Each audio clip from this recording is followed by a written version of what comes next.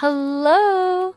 Today we are tackling something that affects almost every single one of us, but man is it notoriously difficult to decode. We're talking about the complex web of health insurance. Let's build a practical guide for navigating coverage, specifically for medical devices and prescriptions. It's a total maze out there, but I promise by the end of this explainer you are going to have a map.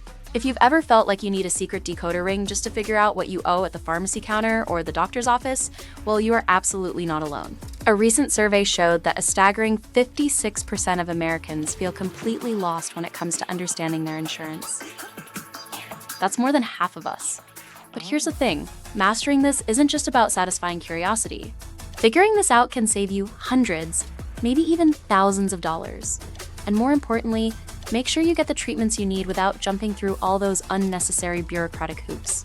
Okay, let's dive right into this with a quick 5-step roadmap. 1. Decoding your healthcare costs. 2. Medical versus pharmacy benefits. 3. Navigating medical device coverage. 4. The prior authorization maze. And finally, number 5, your patient action plan. Starting off with section 1, decoding your healthcare costs. Let's look at the language of health insurance. So before we can tackle the complex bureaucracy of gatekeepers and coverage, we've got to speak the language, right? First up, the copay. Simply put, this is a fixed flat amount of money you pay upfront for a specific service. What's actually great about a copay is the predictability. Whether it's a $20 copay for a specialist visit, or say a $10 copay for a generic medication, it tells you exactly what you owe right at the counter way before the service is even rendered. Next up is the deductible. You can think of this kind of like your annual starting line. It's a specific dollar amount you have to pay out of pocket each year before your health insurance plan truly kicks in. For most things, you're footing the full bill until you hit that specific number. Though, a quick side note, under the Affordable Care Act, certain preventative care services are often completely covered even before you hit that deductible. Then we have coinsurance. Now, unlike a copay, which is a flat fee, coinsurance is a percentage, and this only kicks in after your deductible is completely met. It's essentially a split bill between you and your insurer. Think of it like an 80-20 split. Your insurance pays 80% of the cost, and you're on the hook for that remaining 20%. And this brilliantly illustrates how all these concepts actually work together across a typical calendar year. Notice the patient here is paying the full cost of care in January and February to meet their, say, $500 or $1,000 deductible. But look at what happens once that solid blue bar on the left is completely filled. The rules change. From March onward, the insurance steps in, and the patient shifts to just paying a small fixed copay per visit or a 20% coinsurance, while the health plan steps up and shoulders that heavy 80% burden. Before your deductible is met, you may be responsible for the insurance allowable amount associated with the product. This is typically the contracted rate established between your insurance company and the supplier, not the retail price of the item. Moving on to section 2, medical versus pharmacy benefits. Think of this as the 2 lanes of the healthcare highway. So think of your health insurance as a massive highway with 2 entirely different lanes, and the contrast here is pretty stark. On the left lane, we have the medical benefit. This covers treatments administered by a healthcare professional in a clinical setting, like a surgery, an infusion, or an ER visit. It operates on what's called a buy and bill system. Basically, your doctor buys the medication, administers it to you, and then bills your insurance later. It's a get treated now, pay later kind of model, meaning you might not actually know your exact out-of-pocket costs until the claim process is weeks down the line. Now, on the right lane is the pharmacy benefit. This covers the prescriptions you take at home, managed by middlemen known as pharmacy benefit managers, or PBMs for short. Unlike the medical side, this benefit processes in real time. You pay your copay up front at the retail counter or for your mail order script, and you instantly know what it costs. But here's where the maze gets incredibly tricky. Sometimes those 2 lanes blur. It's kind of crazy when you think about it, but the exact same medication can fall into different lanes depending solely on how and where you physically receive it. Let's take a routine flu shot, for example. If you get it at your doctor's office during an annual physical, boom, it's billed under your medical benefit. But if you walk into a local retail drugstore and get that exact same vaccine from the pharmacist, it's billed under your pharmacy benefit. The same exact logic applies to specialty drugs. If a nurse injects you in a clinic, it's medical. But if you take it home and inject yourself, it's pharmacy. Wild, right? All right, section 3, navigating medical device coverage. We're gonna look at real-world applications for CGMs and breast pumps. Let's ground all this theory in some real-world applications. When patients are trying to get their hands on these essential devices, there are typically 3 different pathways. The first is through an in-network durable medical equipment, or DME supplier. This usually sits squarely in the medical benefit lane, where the supplier ships the device straight to your door and bills the insurance. Pathway number 2 is grabbing it directly at a retail pharmacy, which even then depends on the type of equipment being provided, because this still might be processed under your medical benefits and not only your pharmacy benefits.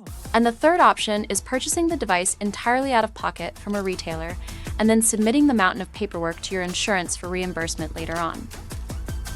Let's look at a specific example: breast pumps. Under the Affordable Care Act, access to a breast pump is actually a recognized preventative health benefit. That means it should be covered without any cost sharing, so no copays, no deductibles. But while the law absolutely guarantees a pump, it can be incredibly frustrating for new parents to realize this free benefit comes with some massive strings attached.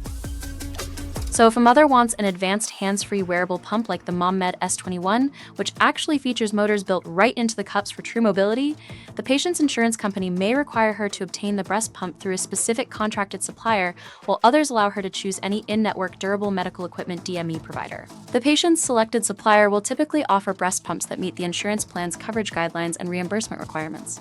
If the mother prefers a model that exceeds her insurance coverage, many suppliers offer upgrade options for an additional out-of-pocket cost.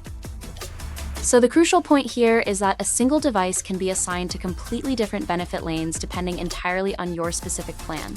Take continuous glucose monitors, or CGMs. According to Blue Cross Blue Shield guidelines, some commercial members are actually required to get their CGMs through a DME provider under their medical benefit. But let's slow down and look at Medicare Advantage members for a second, where the rules actually recently shifted. They are now required to obtain their CGMs through a participating network pharmacy under their pharmacy benefit right at the point of sale. It's the exact same device, but it's in a totally different lane, which means different rules for your deductibles and out-of-pocket costs. Moving into Section 4, the prior authorization maze. Getting the green light from your insurer. Getting that all-important green light for coverage depends entirely on which lane you're in. As you can see here, medical prior authorizations are generally handled directly with the insurance payer. They cover broader services. We're talking surgeries or durable medical equipment, and they usually require diagnostic tests and a solid physician history just to prove medical necessity. On the flip side, pharmacy prior authorizations deal mainly with prescription medications. Here, the gatekeeper is typically that pharmacy benefit manager, the PBM we mentioned earlier, and their clinical justifications.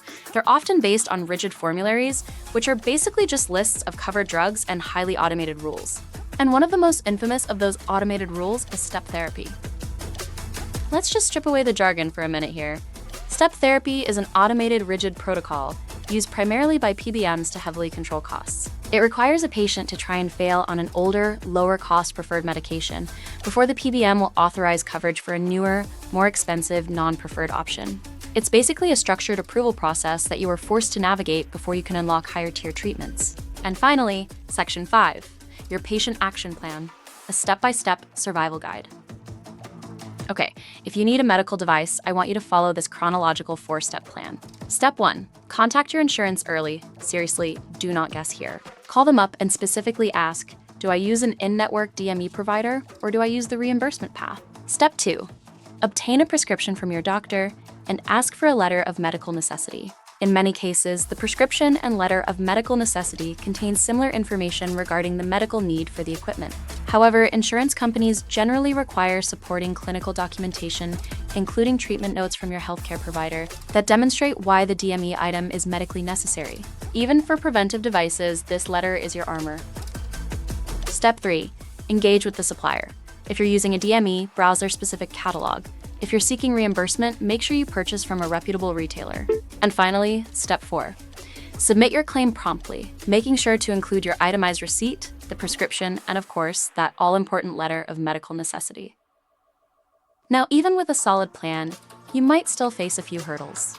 So here are some quick survival tips straight from our sources. First, if your claim is denied, always demand the denial reason in writing. More often than not, it's just a missing document and you can easily appeal it. Also, if you want an upgraded device like that wearable breast pump we talked about, check your plan's allowable spending cap first. And don't forget, you can actually use your health savings account or flexible spending account funds to bridge the gap for any out-of-pocket upgrades, extra parts, or accessories. Ultimately, securing the right device or prescription is all about claiming a benefit that was designed to support your health. Look, Your healthcare journey is entirely unique to you, and your insurance really should be a support system, not some endless administrative hurdle. By understanding the real difference between medical and pharmacy benefits, utilizing your rights under the law, and mastering that tricky prior authorization maze, you hold the keys. So are you ready to confidently advocate for the coverage you deserve? Thank you so much for joining me for this explainer, and keep learning.